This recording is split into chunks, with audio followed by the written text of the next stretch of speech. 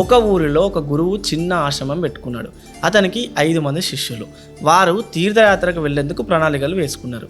దారిలో భోజనం చేసేందుకు వంటలు కూడా చేయాలనుకున్నారు అనమాట. వంట కోసం స్వచ్ఛమైన ఉప్పు కొని తీసుకురమ్మని చెప్పిండు అనమాట.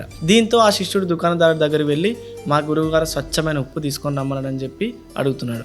అయితే అప్పుడు ఆ దుకాణదారుడు మాత్రం ఉప్పులో అంతా ఒకటేనని సమాధానం ఇచ్చిండు.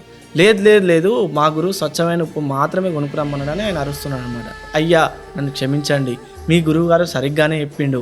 మీరు ఉప్పును ఉడికించే ముందు బాగా కడిగి ఉడపోసి వాడండి అని చెప్పిండు అనమాట.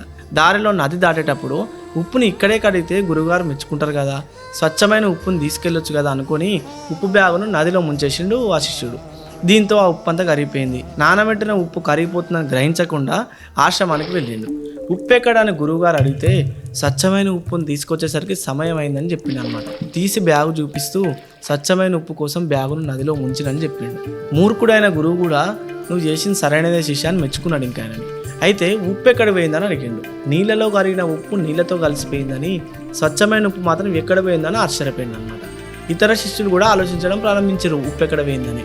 అందరూ మూర్ఖంగా తెలివిలేని వారిగా ఆలోచిస్తూ కూర్చున్నారు. మోరల్ ఆఫ్ ది స్టోరీ ఏంటంటే, మన ఆలోచనలే మనల్ని మూర్ఖులుగా సమాజానికి చూపిస్తాయి.